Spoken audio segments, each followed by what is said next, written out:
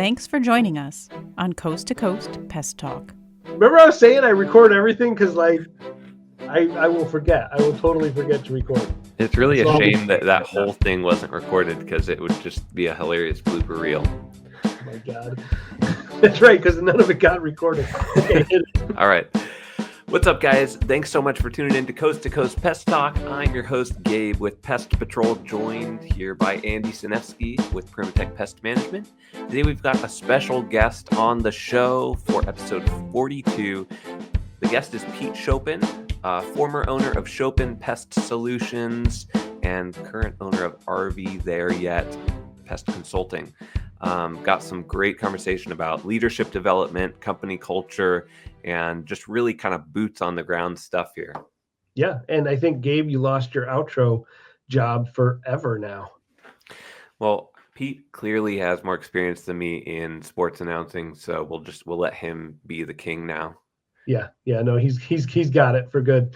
All right, let's check this out. This is definitely something you don't want to miss any of. Like, you want to watch the whole thing. There's like nuggets of awesomeness throughout this whole thing, and not the typical stuff that you hear of like 3 tips to hire somebody. It's like the real nitty gritty of what goes on and inside a business and its culture, for sure. So yeah, and I don't know if we actually end up talking through this in the podcast, but Pete Schopen's company, he grew it to like 4 million. Yeah. So this is like really practical boots on the ground stuff. So for sure. All right, let's jump in. Way back in the day, and I think I was even younger than Mr. Seymour. I was the weekend fill-in sports talk show host in Raleigh, North Carolina, and so I was on maybe a total of 8 times ever. But so I was like the emergency fill-in guy, and so I used to have, for like a 2-hour show, I have just notebooks of stuff because I was so scared that I would mess up and not say something right, Yep. And, which is the worst thing to do when you're doing a talk show. It is the worst thing because it really should be, off the cuff and stuff. So anyway, for sure.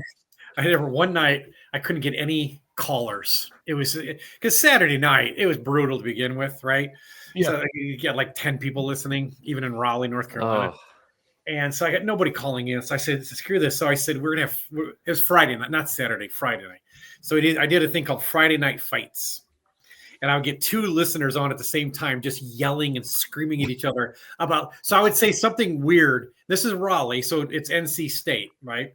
So I go, yeah, the Wolfpack. I don't think they're going to win a football game this year. I get 2 people on just screaming at each other, and it was just. I actually got a few phone calls. So it was good. That's great. Anyway. So I wanted to send along some stuff so that you could see where my head was at. And Gabe, I sent that to you as well. I had like a bunch of questions that are sort of your, I don't know, not boilerplate questions, but like kind of questions that I've heard asked before, same sorts of things. I was a little more intrigued by the second half of that with some of the analysis of your company. And I wanted to throw it out there so you could see what I was thinking about and if it was something you wanted to talk about. Yeah, we can. In fact, the graphs are good because so I've given talks before about about how important company culture is, and you could see Andy, you saw some of the graphs that you pulled. For 2018, 2019, we grew the smallest amount we've ever grown in the history of my company. Yeah. Every year at Schopen Pest Solutions, we were growing, obviously when you first start a company, the first 4 years, it's crazy growth. Like Gabe is seeing, it's insane growth. But then, with 5th, 6th, 7th year, you start to kind of not table off, but you start to see just the more stable growth. So we were right at 25 to 30% every year, except for 2018 to 2019. We had a blip in the radar. We only grew like about 12%. And the reason why is our company culture was horrible. Yeah. I always recruited hardworking people. That was never a problem. My problem was I was kind of a screamer. I didn't mind confrontation. right? If one of my employees got up in my face, I was very encouraged to double down and get in his face even more. We had a frat, almost a frat-like atmosphere in our company. And so the guys, I mean, like I said, my guys, 12, 13, 14 hours, no one cared. They're pulling great overtime. The company was growing so fast.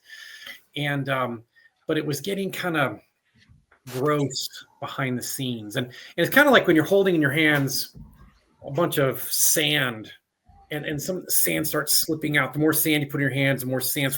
And that was what was starting to happen to our company. So the retention wasn't there like it used to be, not with employees, with customers, right? And so I sat down one day and I said, man, this is this 12% growth. That's horrible for what I'm trying to build here. So I did some really soul searching, and I realized that, as you both know, all problems in a company start with who? Yeah, right at the top. Starts at the top. So I can't blame my employees or stuff like that because they weren't obviously coached well. And honestly, this is what finally did it. Was I had a series of really bad employees that I was working my way through. One guy was showing pornography to a trainee. Oh, geez. Male employee showing a female trainee pornography on his phone. So it's bad enough, the pornography, but showing it to a female. So she immediately came up to me and it was a problem. I had another technician who was smoking doobies out in the warehouse. Once again, I'm not a prude. Nowadays, if half of your staff, Andy, isn't smoking marijuana by now, then you have a really lame company. But A lame company. but I was in Chicago, and I'm telling you what, half my employees would have failed a drug test. There's no question about that. So, but he was doing it in the warehouse before he got into my trucks, and if you want to smoke the electric lettuce, do it on your own time. Don't do it before you're getting into a Schopen truck, right? Yeah. I had a love triangle, a receptionist and two technicians, and it rolled over into the office right in front of everybody. A lot of drama. It was just awful. I had one technician who was telling people behind the scenes that I knew nothing about pest control. And Gabe, by now, I know a little bit. And but he was telling people behind the scenes that I knew nothing about pest control. That person turned out to be a relative of mine. I won't say who it was, but it was a relative that I had to fire. Oh. And so it was on and on. It kept going and going. All these terrible things. So finally, 3 of my technicians were showing pictures of their body parts on our office phones, on their personal company phones. And I happened to see it. I was walking by and I looked down. I saw a guy's appendage on the phone. I go, what is that? So I called these 6 people in my office and I fired them all. That was it. It's been building up. And so this all happened in a 2-week period. All of this. Wow. And so that's when, Andy, I went home and I said, man, what am I doing wrong? Because I'm a pretty nice guy. I'm a Christian. I maybe not the greatest Christian, but I do believe in God and Jesus is my Savior. So how is this morality not going into my company too? Right. So I started reading books and I started praying and I just started trying to figure some stuff out. And I read the book Traction. That helped a lot. I started a quest to read my Bible once a year. And I've been doing that ever since. I read my Bible, I read it all the way through every year, a different type of Bible. And I just started realizing that maybe I wasn't such a great person. And so I started trying to hire people that I thought would be good people versus hard workers. It'd be great if you had both, right? But what ended up happening was it started to work. I started relying on my people more. And you saw, and Andy, you saw the charts. We skyrocketed. Once I started having faith in my people and hiring good people, our numbers just started. We doubled our money from $2 million to $4 million in 3 years. And so anyway, I'm telling you a very long story. I'm sorry, you probably had about 1 million clicks. People turn it off right now, but that was where it all started for me. Was realizing that I was failing my employees. and that I needed to do a better job of coaching them and relating to them my faith and my beliefs. Yeah. Wow. This is really interesting to me to talk about. I went through when you decided you were going to come on, I went through and read every article you wrote for PMP magazine over the last couple weeks. And sort of that's 17 years worth, 18 years worth. That's pretty impressive. Well, fortunately, they're short articles, so it wasn't that bad. I read a lot, and I started tracking like the history of the company. You saw the graphs put together, and I wanted to kind of see. I had a hypothesis that a company can only really grow as fast as the leader develops. So it only can really healthily or sustainably grow to that point where the leader is, and if it exceeds that, you have a reckoning. It has to come back. There's going to be a correction of some kind. And this was just a hypothesis, and I sent Gabe a few things. I have a little tablet that I draw little conceptual models on, and so I sent Gabe a few of them, and one of them happened to be my hypothesis of what would happen if a company was to exceed the leader's development and grow too fast, and then a correction. And I'll just share. I have some of the graphs right up here. I drew this graph beforehand, and then I went back and put in your numbers, and it was a mirror image of what I drew from the hypothesis. So if you look at this is dollars growth each year. So how many dollars were added to the and people should know this is your company. No, this is you guys. Oh, is it? Okay. That's yeah, that's you guys. So this is how many dollars each year was added. And you can see that 2017, 2018 really kicked up. You were adding 400,000 new revenue each of those years, and then a correction. Yeah. And that's where you had some of the stuff you're talking about, where you had a, quote unquote, come to Jesus moment. To sort of have your development catch up with the company, and then the company can shoot off from there. And it was really striking, though, like to come up with that hypothesis, chart that out, and then input your numbers, because it was actually a great resource that every year or every issue you'd have like how much you had done per year, because it provided all the data really needed to make some of these graphs and like really compare them to us, and it was a huge benefit. But to see the results of that growth and then the correction, and 100% related to culture. And a lot of times, I know Pete, you and I had talked about this a little bit. A lot of times culture ends up being this like hard to define thing that is hard to measure. And this is a great case study of it having real hard metrics that you can look at, and even your accountant can see these and go, this is the effect of culture, and you can point right to it. Boy, I don't know about you, Gabe. I feel a little naked right now. Andy's exposing me. Whoa.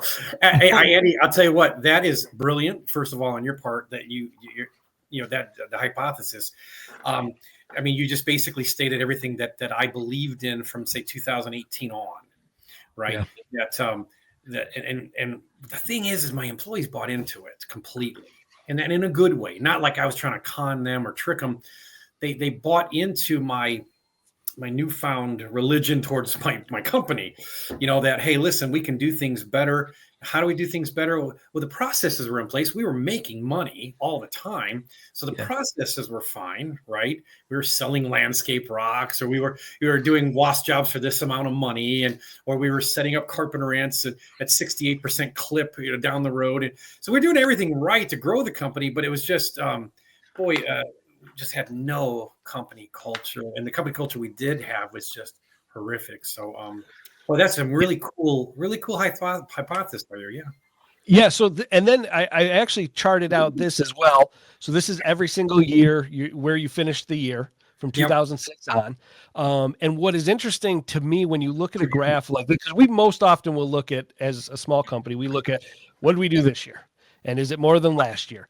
And what is striking when I look at this is it masks where the problems were. Like if you look at that 2018, 2017, 2018 years, it just looks like, well, we're growing. Oh, it leveled off just a little bit, but then we right back to it. So you don't see like in this chart where you have absolute dollars, which is what I'm calling it. I don't know if it has a name, but it's the revenue added each year. You really can see where that changed. And this one, just looking at revenue, just sort of hides it. It just kind of glosses over that. And you could glance over this and not really ever attribute what the real problems are or how significant the real problem might be. So when I give my talks on company culture, I do circle that for everybody. I'll take my little laser pointer and I'll circle that 2018, and I'll say, you see, we still have growth. We still in this graph, in the regular revenue graph, right? I will show this. This is exactly the graph I use during my talks. And I'll show them the 2018, 2019. I say, do you see that, how it leveled off just a little? Because you're right. It doesn't quite show it enough to scare people. This is a beautiful graph. I mean, Andy, you want to come work for me? Yeah, right on. Yeah. So but I love this one because then I started to look at this. And the reason I like this, looking at it in dollars, as opposed to say, we like to look at growth percentage every year. Oh, I grew 20%. I grew 30%. If I look at dollars, I can easily translate this in my head to technicians or staff. If I grow $200,000 in a year, I probably need, depending, maybe 1.5 technicians, maybe depending on if what you run, or we run about 170,000 a technician for revenue. But if I look at, so I know if I do 170 in new work, I need a whole technician. 400,000 is double. So all of a sudden now you're adding people on at a faster clip. You're not acculturating them as well. And maybe the culture they were getting was a little poison, in the well there. So you start to see, if you're going to start to see these really rapid increases, it's something maybe to be a little warning sign to make sure everything's right, but make sure the wheels are really bolted on tight on the race car before you start going fast. Because once you recovered in 2019 and went, oh my gosh, let's change things. I mean, you went to your biggest years ever, like quickly, and were able to do that in a healthy way. In 2022, also, you can see where it dipped down a little bit, but that was still almost a $700,000 year. We had not, there was no problems there. I don't want anyone to look at it and say, oh, geez, Pete had problems again. Right. Kind of like this stock market correcting itself a little bit. So we skyrocketed because it was just, once again, great company culture. Everybody was on board. Yeah. Now we kind of leveled off again. Yeah. Right. Now, not to put you out there, this was my graph from our company. This is in absolute dollars above each year. So how many dollars were we adding? It's a little more frantic. It's not as big scale as you guys, but we had a similar sort of, you can recognize kind of the curve here. Let me get the logo out of the way here real quick. But we had a similar sort of thing. And with us, it wasn't a culture change, but in that year 10, 11, we decided to convert all the way over to commercial. And so some of that process really started once we started going, okay, we can really sell commercial work at around year 13. And then 14, where you see the big dip, is because we divested of residential work. It was a strategic move. So we got rid of a whole bunch of residential work. We were backfilling at the same time with commercial work, and we ended up coming out almost even. It was like negative 13 grand that year so negative growth that 1 year. But then again, you see right after that, things were put back together. It's like you rebuild the engine, you put it in the car, and now you hit the gas. Yeah. So a very similar curve profile for us. Very cool. Very cool. I'm a stats guy, but you're blowing me away. I love it. No, we all learn from you, Pete. Come on. No. I hope so many mistakes I had. So what was that like? Like, take me back to that time where you had that realization of, holy cow, I think this might be me. Was that like a sleepless night? What went on when you finally were like, okay, I have to change? I just think it was that I would allow myself to hire people that would pull these shenanigans. Why would I hire people like this? Or how, and there's another problem too, guys. And that was a few years ago, PMP, that's who I write for, PMP. and been writing for them since 2006. And they had me and my entire company on the cover of the magazine for all-star employees, right? Pete Schopen teaches you how to retention. And I'm like, okay, I'll do this, guys, because I love PMP and you're my magazine, but my retention sucks. It's like, because my employees up to a certain point really suck. But the reason that it was a relative and a good reason for us to be on the cover was because I had figured it out by then. Okay. So before the magazine, my longest tenured employee was a guy named George, and he had been with me almost from the beginning. And he actually finished with me almost 15 years. So I owned the company for 17 years, and he's with me for like 14 of it. But after that, it was one guy had been with me for 8 years, and then everybody else had been with me for 2 or 3 years. That's it. I mean, now when I sold my company in 2023, all my employees have been with me then. Most of my employees have been with me for 5 to 7 years. So once we got past that 2018, 2019 blip, and started hiring good people, well, then I was able to keep people because now what does that tell you? It tells you, okay, behind the scenes, people were talking. Man, Pete pays okay, and I like pest control. It's kind of cool, but boy, this place kind of sucks to work here, and I'm going to look for my next better job, pretty fast. And so I think that was it. I think just me realizing that I couldn't retain anybody, I couldn't keep anybody, and the people I did have were, some of them were dirt bags. So I'm not naming any names, so I don't think you'll get sued. But then we just really once I turned to my people and said, hey, listen, clearly I'm doing something wrong. I'm going to study. I'm going to figure out how to do this, but I want some input from you guys too. So we did kind of a SWOT analysis of the company, and I asked them for their input. I created a leadership team, and the leadership team, I gave them one task, my first task. I said, I want you guys to come up with our core values, because at that point, so I'd been in business, 13 years, and I still had no core values, no direction. And I said, we need a rudder for this ship. So I picked 5 people, and I said, I want you guys each to come up with 7 core values. And then I want you to whittle those 35 core values back down to 7. I don't care how long it takes you. I'll buy you guys lunch. I'll buy you guys dinner. You stay in this office until you have 7 awesome core values. And they did. They did it in like 2.5 hours. Yeah. And I left the room. I was not in there for it. I didn't do anything. Well, now all the other employees saw the trust that I put in these 5 people, right?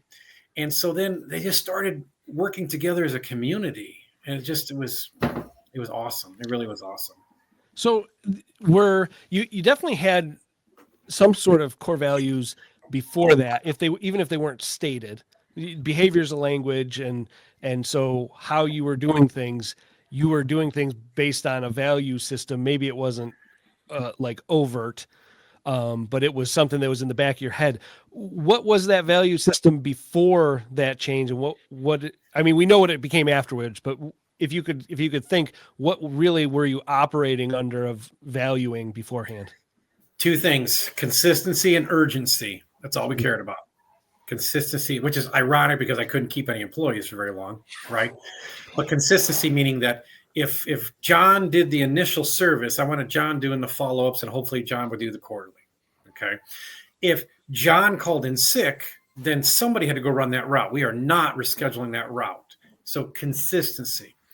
That was a big thing with us. We wanted our people at Mrs. Jones' house. If Mrs. Jones is used to us being there at 8 o'clock in the morning, we're going to be there at 8 o'clock in the morning, right? Consistency.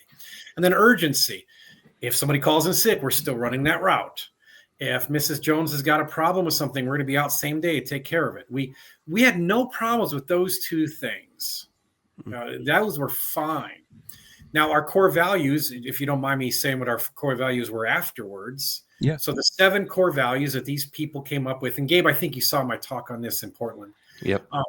Our core values were a sense of urgency, because that's Pete Schopen in a nutshell. Okay. You see how hyper I am. I'm retired and I'm still this way. Can you imagine me when I actually had deadlines and stuff? So anyway, so core value. So our core values are a sense of urgency, compassion, honesty, operational integrity. Give me goosebumps. I love that one. Okay. Passion, right? Because once again, that's a whole Pete Schopen thing. Enthusiasm, that's definitely a Pete Schopen thing. And then nimble. I love nimble. When I heard them tell me nimble, I raised my eyebrow and I said, what do you mean by nimble? And they said, we want our employees to be nimble of mind and body. You can be nimble and crawl onto a roof like Gabe does, or you can be nimble of the mind and create these crazy stats like Andy does, right? But we wanted our people to be nimble of mind and body. And so I thought that is a crazy, awesome core value, right? You never hear people say nimble as a core value. So anyway, you take those 7 core values, Andy, and it spells Schopen. I don't know if you're writing it down, but you take it all 7. And I thought that was pretty cool, right? And so we went with it. But it's one thing to come up with core values. It's another thing then to follow them. For example, one of the things I mentor and coach when I consult is I tell people all the time, join your chamber of commerce. But what happens is they join their chamber of commerce, they give their $350, and then that's it. And they wonder why it's not working for them. Because you've got to be committed to the chamber of commerce. You've got to be involved with the chamber of commerce. So with our core values, we had to be involved. Now, how do you get involved? Well, you've got to talk about it on your WhatsApp or in your text messages with all your employees, right? You've got to talk about it at your end of the month meetings, your weekly meetings. You need to do your anniversaries, your birthdays. Everything has to be based on your core values. How you hire people, how you fire people. Everything's going to be based on those core values. And you're always reminding people. Again, you can put up posters all over the office. Hey, we have a sense of urgency at Schopen Pest Solutions. That's okay. It's fine. Now prove it. Show me what you mean by that. So we lived our core values, and my people did. It was amazing. So was there an element of, and my goal with this you coming on here is to ask you questions that no one else has asked you, honestly, to have a different conversation than I've ever heard you had. I've listened to all your appearances on podcasts or whatever, so I may try to press you more than others. I don't know. Okay. Did giving up your core values to like delegating that to a team, was there a certain amount of subjugation of ego that had to happen to let that occur? No, because by then my new philosophy was I was listening, right? By at that point, I realized Pete Schopen preaching static, white noise. But this is something I teach a lot of people too. Gabe, I don't know if I taught you this one yet or not, but when I would deal with my employees, if they had a good idea, I would lean in. Right? Or a bad idea, I don't care. I would lean in. By leaning in, you're breaking that wall, that barrier. Now they're like, wow, subconsciously they're thinking Pete really cares about what I'm about to say. So I would lean in and I would really listen to them, nod a couple of times, like that, not fake. Not at the proper times and stuff like that. And then once I was listening to them, then I ask them a question, so maybe I didn't agree with it. Okay. And eventually it comes full circle. I'm the owner of the company, but I would tell them listen, this is why I don't think we're going to go this direction right now. Right. And, but once again, I just listening to my employees, no, it was no ego thing. In fact, the more I listened, the more I delegated, the faster we were growing. So it was like, I'm a money guy. I like money. I like my log cabin here in Oklahoma, right? So the more I listened, the faster we grew. So no problem being humble at that point. Yeah. Now, before the change, was there more of a problem? Because it seems like if somebody is emotionalizing what's going on enough that they're yelling at someone, I feel like that's a sure sign that there's a lot of, ego tied into that. Do what I want you to do. And then I wonder if your original sort of values of urgency and consistency, what master are those serving? Okay, let's go back to what you first said. Yes, I think it could be ego. But in my case, I think it was more of a lack of knowledge. Mm-hmm. Like I was scared. What do you do? What do you do when you don't know something? or that you get a pundit. You're watching a talk show and you got a pundit talking. And what do? They start screaming over the top of each other, right? Because they're trying to get their point across, but they don't know how. So by raising the volume, you're drowning out the other person. Okay. So for me, it might be a little bit ego. It could have been, but I think it was more, I was scared to death because I didn't know how to handle the situation. So by me talking louder, it made me seem like I knew how to handle the situation. Does that make sense? Yeah. So in that time frame before, you were really attached to having a certain outcome then, right? And the fear you're feeling is the fear of not realizing that future state, not achieving whatever that goal is. I think it's because we're owners of a company, right? We're owners. Gabe's been owner for 4 years, okay? But his employees look to him for leadership. But the fact of the matter is, Gabe doesn't, at this point, know very much about pest control. No offense. Right.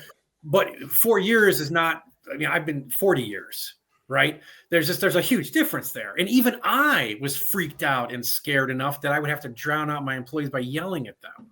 Right. And I don't want you to, I want to take a step back. I don't want you to think like I was, screaming at my people all day long. It's just when things would get amped up, maybe once a week, but when something would get amped up, I would really get amped up. Mm. Right. And so I think, though, it was a lack of confidence, not ego. I think I was scared that I'm this owner of this company. I should have all the answers. I should be the HR guy. I should be the company psychiatrist. I should be the janitor. I should know everything. And the fact of the matter is I knew nothing. And so I don't think it was ego in my case, maybe a smidge. But it was more I was scared to death. Okay, gotcha. So, and you were scared of it's like that this omniscience fallacy that the owner should just know everything. Is that? Yes. Okay. Yes, that's exactly what it was. I was scared they're going to think less of me. Pete, I've felt that so many times, because I'm so fresh in this that that fear of I know there's so much stuff I don't know, and I know I'm supposed to know so much more than I know, and especially as my team grows, you really have to. I think you're forced to rely on other people, particularly in my case where I'm just I'm literally. It's not an uncommon thing for me to hire a technician that has as much or more pest control experience as me, right? Right. So is that fear internal or external? Is this you guys doing it to yourselves, or is this coming from the outside? Somebody's told you in your life, you're the owner, you should know. No, internal. Alan Foyer is a good friend of mine from Preventive. He used to work for Preventive. He just recently retired, and he does a lot of leadership series. And Maria Sorrentino and Alan and I started the leadership group 2 years ago, right when I was selling my company. And I did I think I did 3 with them. I know I did 2 for sure, maybe a third. And then I stopped doing it with them because I felt like I wasn't worthy. I felt like I wasn't smart enough to be telling people how to be leaders. Right. And that's been a complex of mine, a big problem. I shouldn't be. I everything I've done in my life, knock on wood, God has blessed me and I've been pretty successful. So at some point I should just back off and say, hey, Pete, you're doing okay. But that's not. I think sometimes you look at your most successful people in the world, right? Sports athletes, coaches, college football coach. This is a good one, right? Nick Saban doesn't think about the championship he just won. All right. He's thinking about the one loss he had earlier in the season and how can they go undefeated next year? Right. It's twisted, right? It's so, and I think so for me, Gabe, I don't know about you, but for me, it was very internal. Now, are you able to compartmentalize that so you don't have leakage into everything now? Do you say, okay, this is my little section that I worry about these things at night and whatever? Yeah. Yeah, no, absolutely. I never had a problem being brave for my employees or my family and stuff. I tell you what, there is nothing worse in this world than when you start up a company and you come home at night and you're tucking your 2 boys in the bed and kissing your wife goodnight, and you go down to the basement because you want to cry because you just don't know how you're going to pay the bills, right? And so it's I'm pretty good about showing a good face and being brave for the people who care about me. But inside, well, I'm dying, just dying. You gotta learn to swallow a lot as an owner. Oof, so much. That's for sure. So now the values that this leadership team came up with, were these things that you had as values all along and they sort of uncovered and you sort of discovered, or were these things that you, once you heard them and you said, yeah, that's right, you put that mantle on and became that? I think it's a little bit of both. I know it's a lame answer, but I think it is a little bit of both. Because the urgency was Pete Schopen all the way. The passion, the enthusiasm, that was Pete Schopen all the way. Operational integrity, I think that's something they felt like any good company should have integrity. So that was but what I loved about it, they put the word operational in front of there. I thought that was kind of cool. Nimble. I've never heard nimble before as a core value. So that was them and expressing how we thought our employees should behave and act, being nimble of mind and stuff. So I think it was a mixture of both. Yeah. How did you pick the people that were going to be in that group?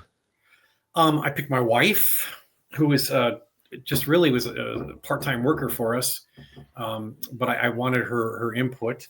My general manager, well, she's actually my billing lady at the time. My billing director, my wife, my office, a CSR, a lady out of this, just a CSR, a technician, and my service manager. Those 5. So I wanted somebody from each department, right? Yep. And I didn't know if those 5 would get along or not. I didn't care because at that point I had nowhere to go but up, right? So, but it worked. They're not showing each other porn on their phones, so that's a plus. That's good. That's good. My wife is in the room, Gabe. Gabe, do you have that in your employee handbook now? No doing that. It was. I don't know if you said this to me or Gabe. Yes, it went. It went into our employee handbook that there could be no pornography on the phones. It did. Yeah. I mean, we had to. It was stupid. Wow. Do you think that obviously it would have been ideal to have sort of these values figured out on the front end of the company? Was that possible, or did you have to go through this as like a crucible to form you? For me, I was more worried about money and stats. I love stats from the very I kept stats from the day I started. How much money did I make on Tuesday? Now how much money next Tuesday? Now the next Tuesday. You're a baseball fan, right? Yeah. There it is. There it is. So I kept some really stupid stats, but they were important to me. So I'm going to use Nick Saban again because while I'm not an Alabama fan, Nick Saban's he's an unbelievable coach. Can't argue with the record, right? Can't argue the record. Nick Saban last Saturday on game day, on college football game day, he was on there and they asked him about culture, and he said that I was a horrible head football coach. I was good at X's and O's. Mm-hmm. Pete Schopen, good at stats, right? He goes, but I yelled at my players. Instead of coaching my players, I yelled at my players.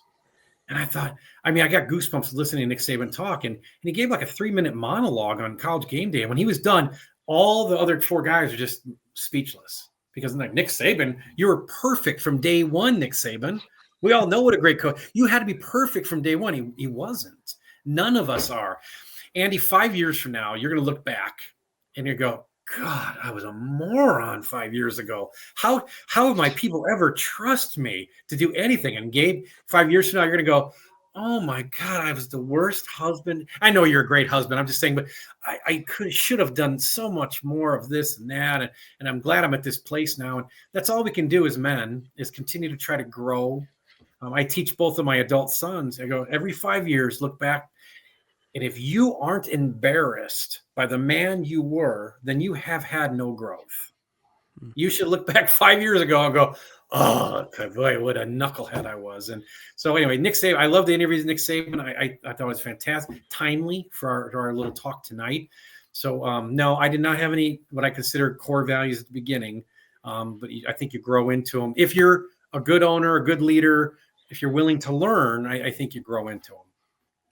So then is there an argument for slowing down growth to match your willingness, say, as an owner to develop, that you don't outrun your ability to grow? Because it's to me, you're absolutely right. You change a lot over time, and I've been thankful at we've artificially suppressed our growth over the years so that we can be ready for what we're doing, so we don't have a giant mess.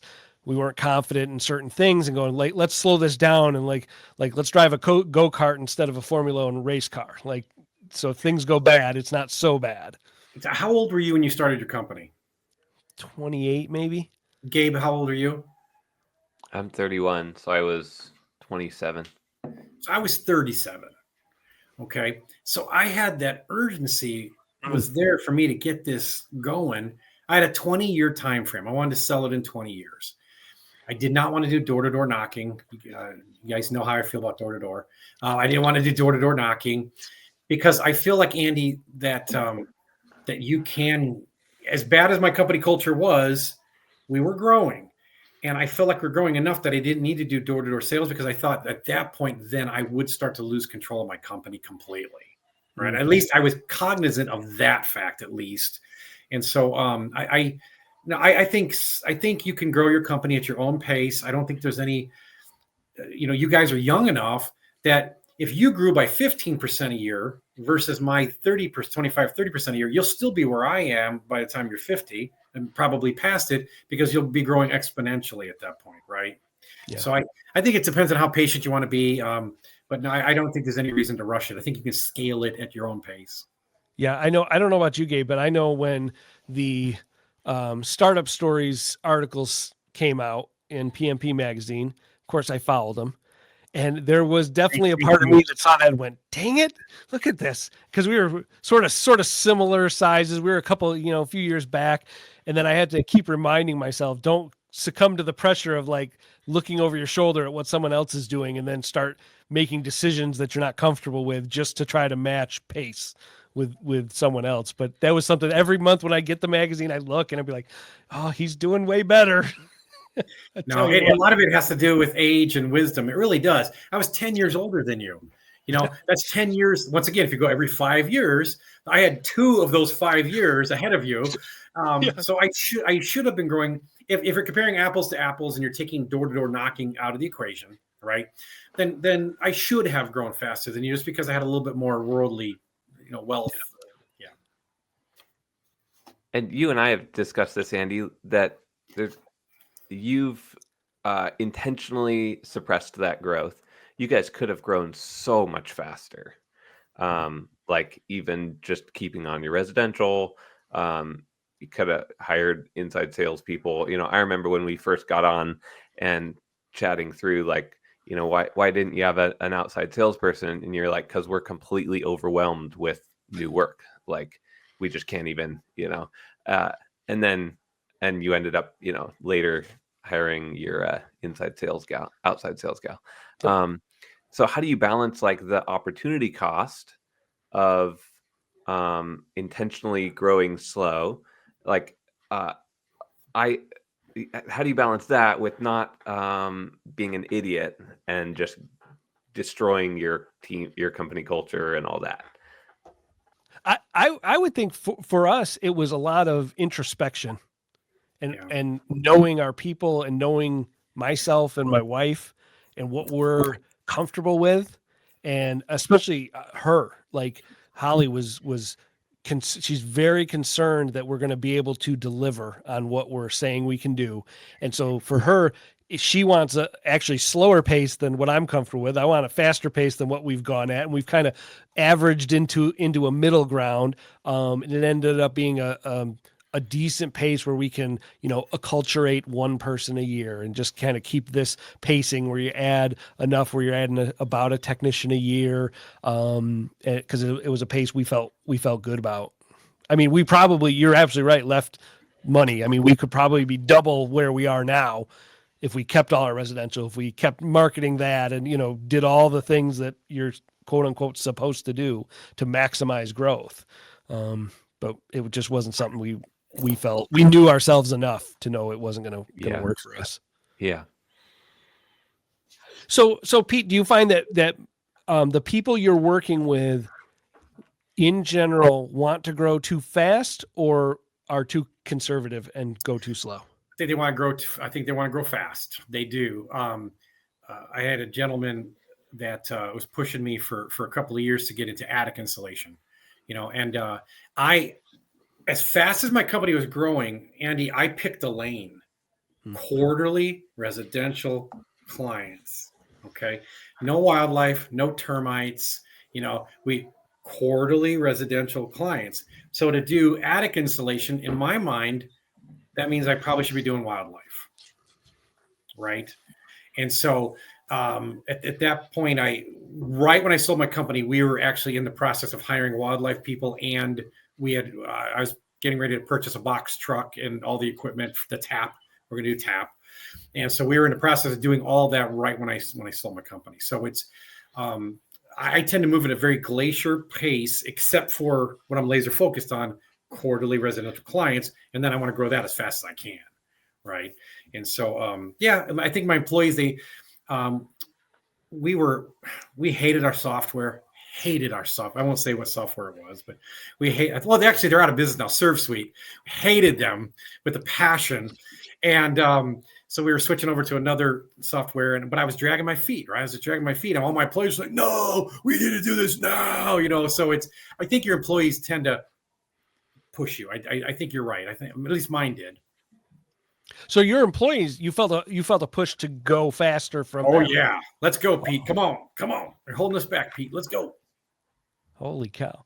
Yeah. How did you manage that? Like, because if you're pulling back on the reins all the time, were you worried that you'd demotivate anyone or things like that? No, I only have one time. It's a funny story. So, first of all, write that down. Funny story, so I don't forget. First of all, you can listen to your employees, right?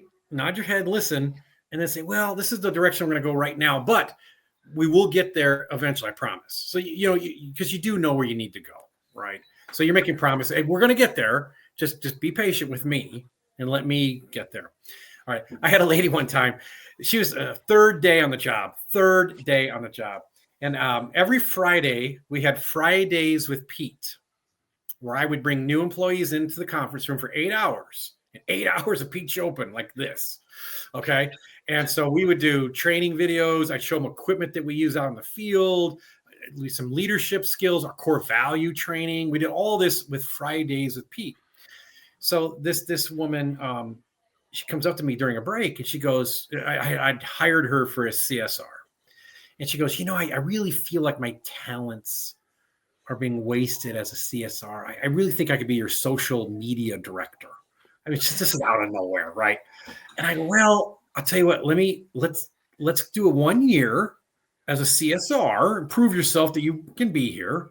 And then let's revisit this. And she was just so mad, sat down like this, right? Just sat down in her chair. It was the third day on the job, right? Oh my gosh. Well, a little bit later in the meeting, I was teaching them about Norway rats. And I said, who knows where Norway rats come from? I'm sorry, I'm laughing because it's so stupid. I go, who knows where Norway rats come from? And they all raise their hands, Norway or Germany or, whatever. I go, no, it's China. And because you actually come from Asia. And I go, it just goes to prove that nothing good. This is right after COVID. I go, it just goes to prove nothing good comes out of China. Right now. So I said this joke, right? So she literally stands up in the meeting because she's already mad at me. And she goes, I refuse to work for somebody who supports Donald Trump. I go, what? And she leaves the room. Oh my gosh. And so it's just like, anyway, just the craziness. You guys, that's another good core value is keep your mouth shut. Another good core value. Oh my goodness. Wow. Yeah. So how did she make it through the screening process? What was your interview process like? That's a very important part of company culture. At least it was at the end for us. We had 3 sheets of questions. And so what we would do when we're hiring somebody is my general manager or myself would do the initial interview. And if we liked them, like we thought they could be a team player, then what we would do is we would set them up with 3 of our other employees. And it could be anybody. I didn't care. We trained all of our people how to do interviews. So it could be a CSR and a technician and my general manager. It could be a CSR and the office manager and our billing lady. I just wanted to get a sense of what they felt about the person. So we had 3 sheets of questions because that was our standard operating procedure. All of the questions in our 3 sheets were based off our core values. If you were in this situation, how would you handle this? Those type of questions. Could you work for a manager who did something like this? Okay. And so we had 3 sheets of questions, and our people, those 3 people would each take a sheet and then ask questions off those sheets. Okay. So if we got at least 2 thumbs up out of the 3, then we'd hire them, because at that point, the general manager or myself liked them, and now 2 more people liked them. Maybe that 3rd person, who knows why they didn't like him, but we would hire them. Well, she got 4 thumbs up. So it's just one of those things where I think she got really, really mad at me because I wouldn't listen to her.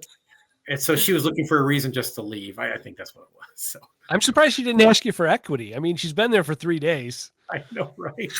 It was the craziest thing. I could get 10% ownership, right? I mean, I know. oh So my it God. goes. Oh my goodness. Wow. Yeah, we do joint interviews, and then we have a ride along with staff members. It's amazing the staff members that you have. All of our people, we're small, 10 people or whatever. They all get it, right? And it's amazing how perceptive they are at identifying people that are a match or not a match for the culture. Your staff can know it like instantly. Yep, absolutely. People you feel like you can work. You can teach people about entomology, Andy. Yep. You can't teach someone how to be a nice person. So yeah, that's for sure. That's for sure. Awesome. So I think we should probably wrap this up. Is this the part where the music comes in? Dun, dun, dun, dun, dun, dun. That's right. We're gonna hit the music right now. Okay, music started. Do you have an outro, Pete? You can do your radio announcer. Don't go anywhere. We're gonna end recording, but we'll talk after. You've been listening to Coast to Coast with Andy, can't pronounce his last name, and Gabe Seymour. Join me, Pete Schopen, probably in another 5 years from now when they invite me on again. Yeah, that's getting cut and used. Wow. Can we just use that for all of our outros? Time now. I love it.